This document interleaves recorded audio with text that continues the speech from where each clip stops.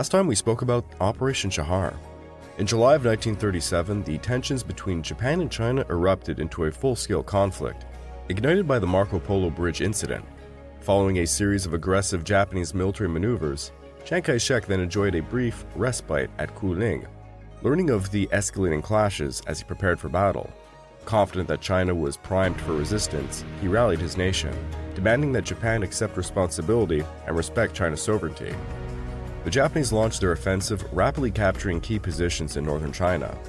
Notably, fierce battles ensued in Shanghai, where Chinese soldiers led by Brigade Commander Li Jiyuan valiantly defended against overwhelming forces using guerrilla tactics and direct assaults. Their spirit was symbolized by a courageous death squad that charged into the enemy, despite facing dire odds. As weeks passed, the conflict intensified with brutal assaults on Nankou. Chinese defenses, though valiant, were ultimately overwhelmed, leading to heavy casualties on both sides. Despite losing Nankou, the indomitable Chinese spirit inspired continued resistance against Japanese invaders, foreshadowing a long and brutal war. This episode is We Fight in Shanghai.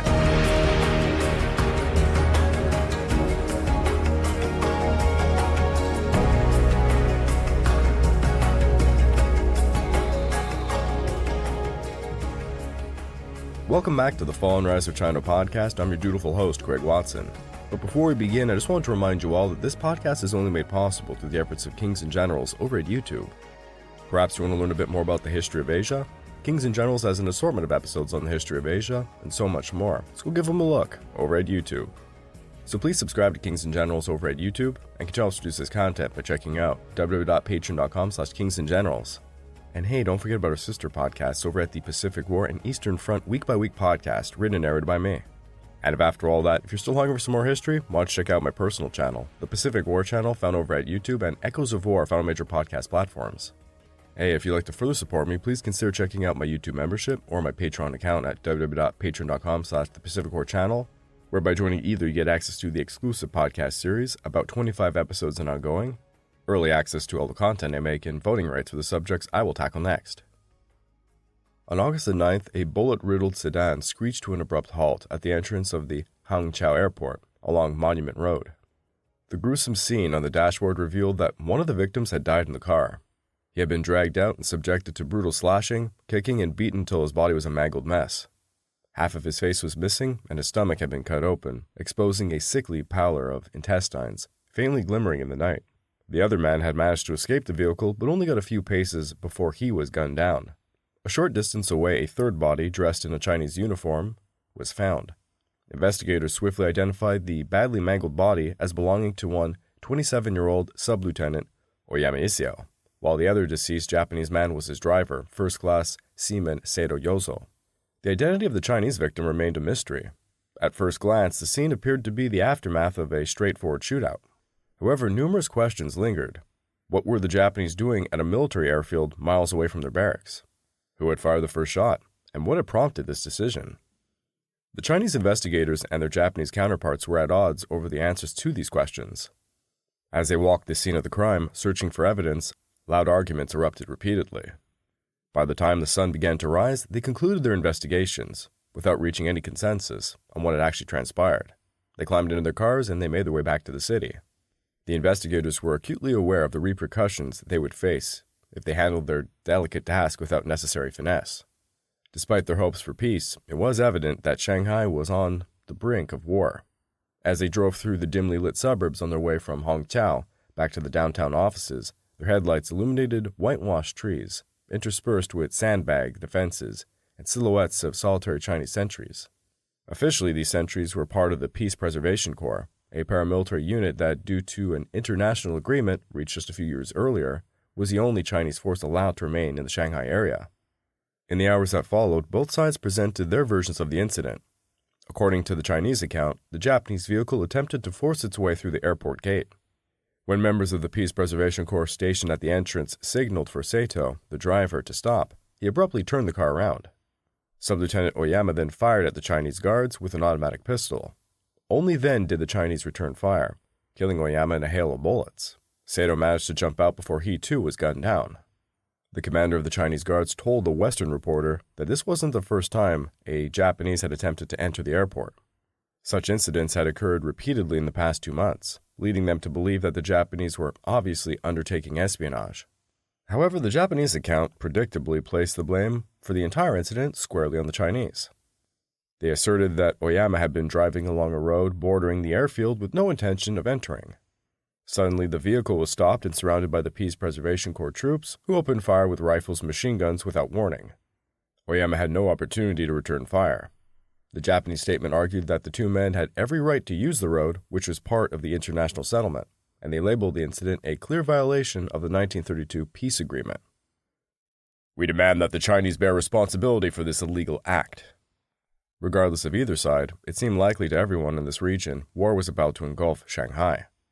Meanwhile, as the Marco Polo Bridge incident escalated into a full-blown war in the north, General Zhang Fukai was attending a routine training mission at Mount Lu in the southeastern province of Jiangxi. A short and small man, not considered too handsome either, Zhang had earned his place in China's leadership through physical courage, having once took a stand on a bridge and single-handedly facing down an enemy army. Now he was 41 years old. It was 1937, having spent half his life fighting warlords, communists, and sometimes even nationalists. In the recent years, he had tossed his lot in with a rebel campaign against Chiang Kai-shek, who surprisingly went on to forgive him and placed him in charge of anti-communist operations in the area due south of Shanghai. However, now the enemy seemed to have changed. As the war spread to Beijing, on July the 16th, Zhang was sent to Chiang Kai-shek's summer residence at Mount Lu, alongside 150 other members of China's political and military elite. They were all there to brainstorm how to fight the Japanese.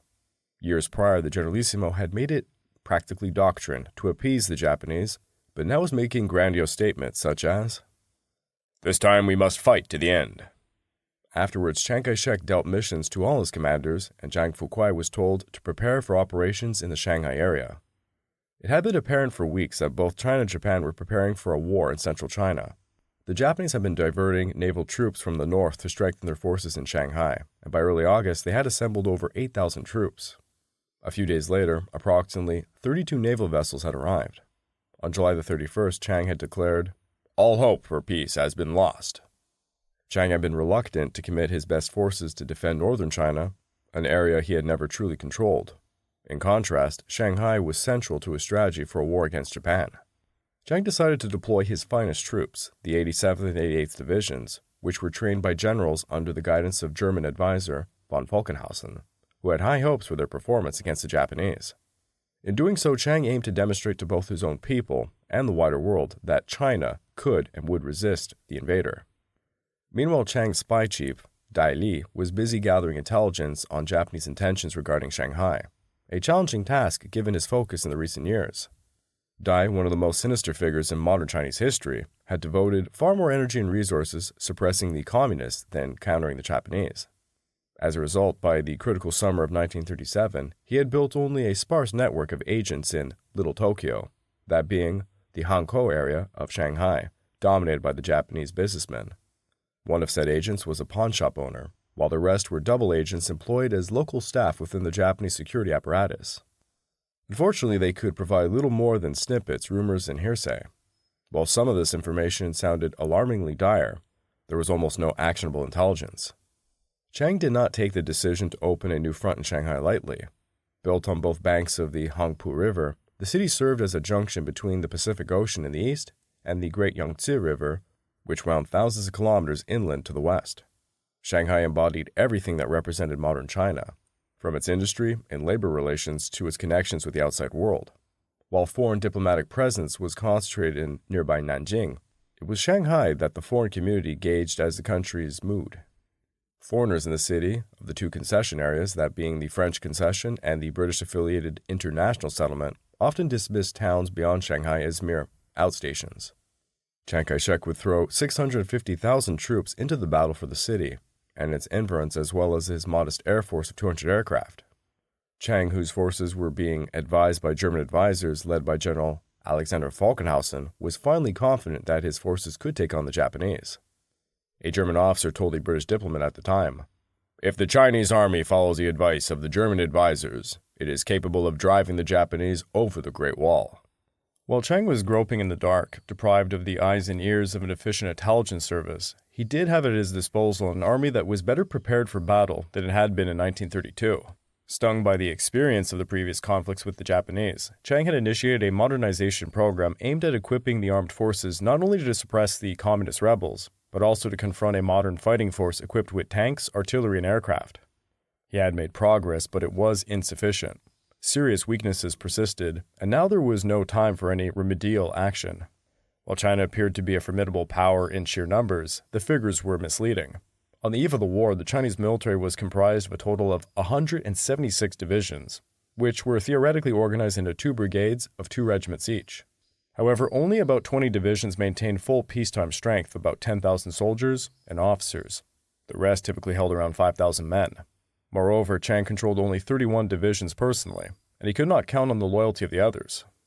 To successfully resist the Japanese, Chiang would need to rely not only on his military command skills, but also on his ability to forge fragile coalitions amongst the warlord generals with strong local loyalties. Equipment posed another significant challenge. The modernization drive was not set to complete until late 1938, and the impact of this delay was quite evident. In just about every category of weaponry, from rifles to field artillery, the Chinese were outmatched by their Japanese adversaries, both quantitatively and qualitatively. Domestically manufactured artillery pieces had shorter ranges, and substandard steel-making technology caused gun barrels to overheat, increasing the risk of explosions. Some arms even dated back to the imperial times. A large proportion of the Chinese infantry had received no proper training in basic tactics, let alone in coordinated operations involving armor and artillery. The chief of the General Advisory Corps was General Alexander von Falkenhausen, a figure hard to rival in terms of qualifications for the role. Although the 58-year-old's narrow shoulders, curved back, and a bald, vulture-like head gave him an unmilitary, almost avian appearance, his exterior bellied a tough character. In 1918, he had earned his nation's highest military honor, pour le mérite, while assisting Germany's Ottoman allies against the British in Palestine. Few, if any, German officers knew Asia as well as he did. His experience in the region dated back to the turn of the century. As a young lieutenant in the 3rd East Asian Infantry Regiment, he participated in the international coalition of the colonial powers that quelled the Boxer Rebellion in 1900. A decade later, he traveled through Korea, Manchuria, and northern China with his wife, keenly observing and learning as a curious tourist. From 1912 to 1914, he served as the German Kaiser's military attaché in Tokyo, and he was poised to put his extensive knowledge to good use in the months ahead. Chiang believed that Shanghai should be the location of the first battle. This decision was heavily influenced by Falkenhausen and was strategically sound. Chiang could not hope to win a war against Japan unless he could unify the nation behind him, particularly the many fractious warlords who were battling his forces repeatedly over the past decade. Everyone understood that the territory Japan was demanding in the far north did not need to be held on any genuine military necessity. It was land that could be negotiated. The warlords occupying that territory were unpredictable and all too willing to engage in bargaining. In contrast, China's economic heartland held different significance. By choosing to fight for the center of the country and deploying his strongest military units, Chiang Kai-shek signaled to both China's warlords and potential foreign allies that he had vested interest in the outcome. There was also severe operational reasons for preferring a conflict in the Yangtze River Basin over a campaign in northern China. The rivers, lakes, and rice paddies of the Yangtze Delta were much better suited for defensive warfare against Japan's mechanized forces than the flat plains of North China. By forcing the Japanese to commit troops in central China, the nationalists bought themselves enough time needed to rally and reinforce their faltering defenses in the north. By initiating hostilities in the Shanghai area, Japan would be forced to divert its attention from the northern front, thereby stalling a potential Japanese advance towards the crucial city of Wuhan. It would also help safeguard potential supply routes from the Soviet Union, the most likely source of material assistance due to Moscow's own animosity towards the Japanese. It was a clever plan, and surprisingly, the Japanese did not anticipate it. Intelligence officers in Tokyo were convinced that Chiang would send his troops northwards instead. Again in late July, Chiang convened his commanders, and here he gave Zhang Fuquay more detailed instructions for his operation. Fuquay was placed in charge of the right wing of the army, which was currently preparing for action in the metropolitan area. Fuquay would oversee the forces east of the Hongqiao River in an area known as Pudong. Pudong was full of warehouses, factories, and rice fields, quite precarious to fight in. Meanwhile, General Zhang Zhuzhong, a quiet and sickly-looking man who had previously led the Central Military Academy, was to command the left wing of the Hongqiao River. All of the officers agreed the plan to force the battle to the Shanghai area was logical, as the northern region near Beijing was far too open, giving the advantage to tank warfare, which they most definitely could not contest the Japanese upon. The Shanghai area, full of rivers, creeks, and urban environments, favored them much more. Zhang Zhuzhang seemed an ideal pick to lead the troops in downtown Shanghai, where most of the fighting would take place. His position as commander of the military academy allowed him to establish connections with the junior officers earmarked for rapid promotion. This meant that he personally knew the generals of both the 87th and 88th Divisions, from which were going to be the core of his newly established 9th Army Group, and it became his primary assets in the early phases of the Shanghai campaign. Moreover, Zhang Zhuzhang had the right aggressive instincts. He believed that China's confrontation with Japan had evolved through 3 stages. In the first stage, the Japanese invaded the Northeast in 1931, and China remained passive. In the second stage, during the First Battle of Shanghai in 1932, Japan struck, but China fought back. Zhang Zhuzhang argued that this would be the third stage, where Japan was preparing to attack, but China would strike first. It seems that Zhang Zhuzhang did not expect to survive this final showdown, however, with the Japanese. He took the fight very personally, even ordering his daughter to interrupt her education in England to return home to serve her country in the war. However, he was not the strong commander he appeared to be, as he was seriously ill. Although he never disclosed the true extent of his condition, it seems he was on the verge of a physical and mental breakdown after years of a high-stress position. In fact, he had recently taken a leave of absence from his role at the military academy in the spring of 1937. When the war broke out, he was actually at a hospital in the northern part of the city of Qingdao, preparing to go abroad for some vacation time. He canceled those plans to contribute to the struggle against Japan. When his daughter returned from England and saw him on the eve of the battle, she was alarmed by how sick he looked. From the outset, there was a lot of doubts about his physical fitness and his ability to command. At 8:30 a.m. on Tuesday of August 10th, a group of officers emerged from the Japanese consulate along the banks of the Hongqiao River. This team was a hastily assembled Sino-Japanese joint investigation unit tasked with quickly resolving the shooting incident that took place at the Hongqiao aerodrome on the previous night. They understood the urgency of reaching an agreement swiftly to prevent any escalation. As they drove to the airport, they passed some armed guards of the Chinese Peace Preservation Corps stationed behind some sandbag barricades that had been erected only hours earlier.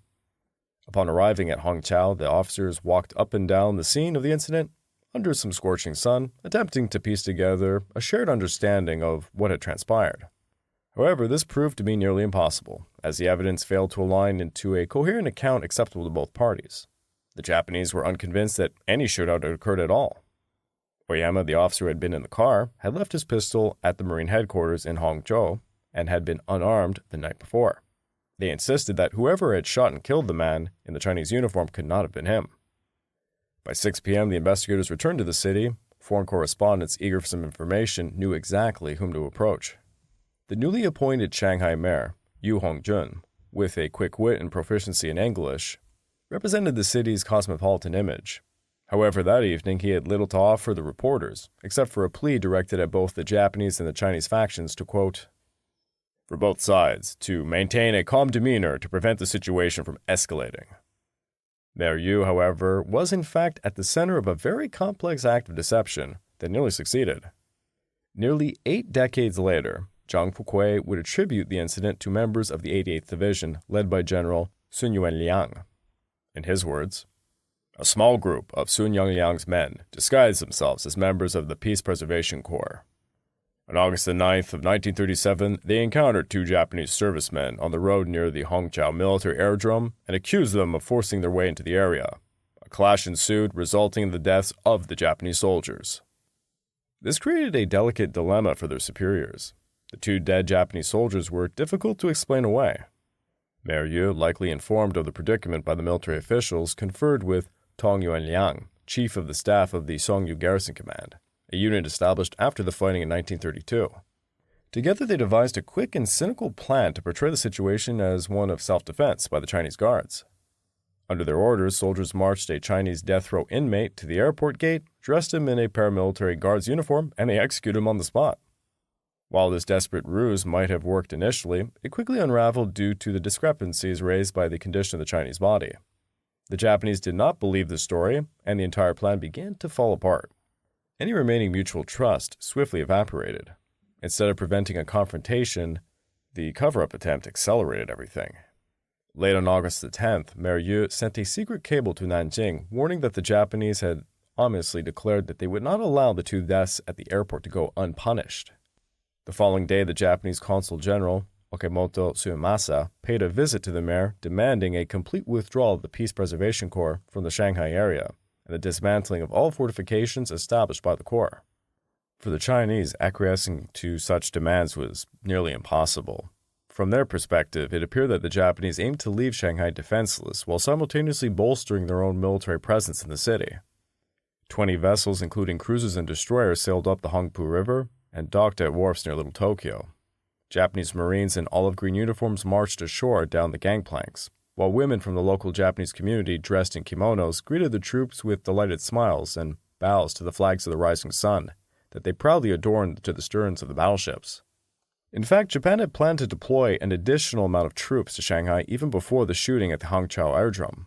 This decision was deemed necessary to reinforce the small contingent of 2,500 Marines permanently stationed in the city.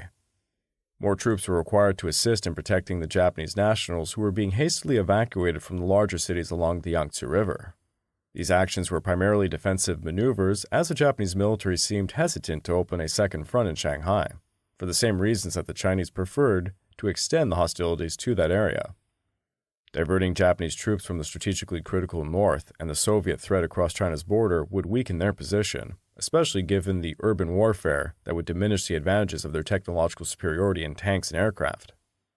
While officers in the Japanese Navy believed it was becoming increasingly difficult to prevent the war from spreading to Shanghai, they were willing to give diplomacy one last chance. Conversely, the Japanese army was eager to wage a war in northern China, but displayed little inclination to engage in hostilities in Shanghai. Should the situation worsen, the army preferred to withdraw all Japanese nationals from the city. Ultimately, when agreed to formulate plans for dispatching an expeditionary force to Shanghai, they did so reluctantly, primarily to avoid accusations of neglecting their responsibilities. Amongst many of the Chinese commanders longing for a swift confrontation with Japan was one Zhang Zhuzheng. By the end of July, he was growing increasingly impatient, waiting for his troops in Suzhou, west of Shanghai, and questioning whether a unique opportunity would ever present itself. On July the 30th, he sent a telegram to Nanjing requesting permission to strike first. He argued that if Japan was allowed to launch the first attack at Shanghai, he would be wasting valuable time moving his troops from their position more than 50 miles away. Nanjing responded with a promise that wishes would be fulfilled, but they urged him to exercise patience. "We should indeed seize the initiative over the enemy, but we must wait until the right opportunity arises. Await further orders." That said opportunity arose on August the 11th. With the Japanese display of force along the Hongqiao River and their public demand for the withdrawal of China's paramilitary police. Japan had sufficiently revealed itself as the aggressor in the eyes of both the domestic and international audiences, making it safe for China to take some action. At 9 p.m. that evening, Zhang Zhuzheng received orders from Nanjing to move his troops towards Shanghai. He acted with remarkable speed, capitalizing on the extensive transportation network in the region. The soldiers of the 87th Division quickly boarded 300 trucks that had been prepared in advance.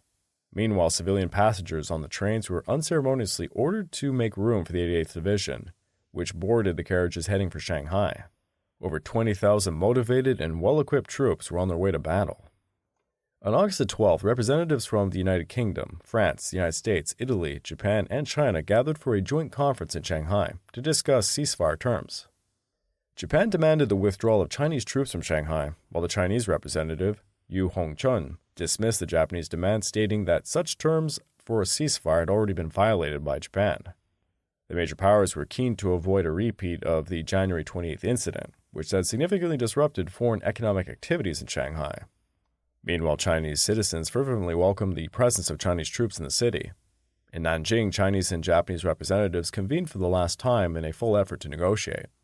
The Japanese insisted that all the Peace Preservation Corps and the regular troops be withdrawn from the vicinity of Shanghai.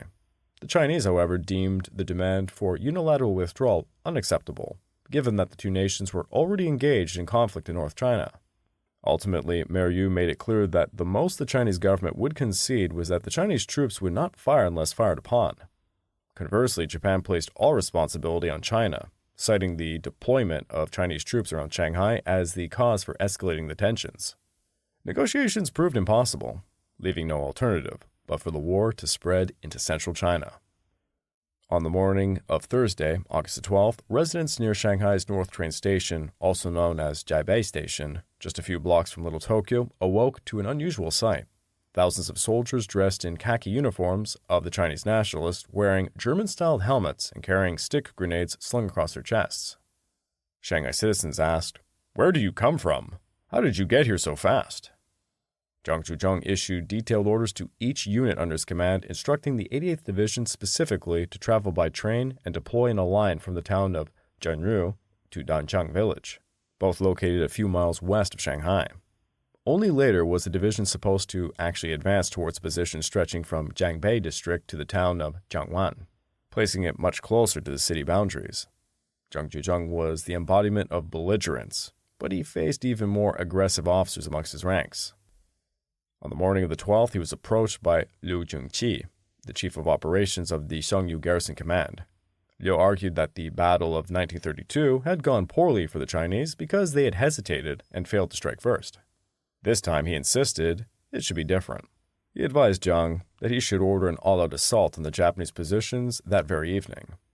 Zhang countered that he had clear and unmistakable orders from Chiang Kai-shek to let the Japanese fire first, emphasizing the importance of maintaining China's image on the world stage. To this, Liu retorted, "That's easy. Once all the units are deployed and ready to attack, we can just change some people into mufti and send them to fire in a few shots. We attack, and simultaneously report that the enemy's offensive has already begun." Zhang Zhuzhong did not like this idea.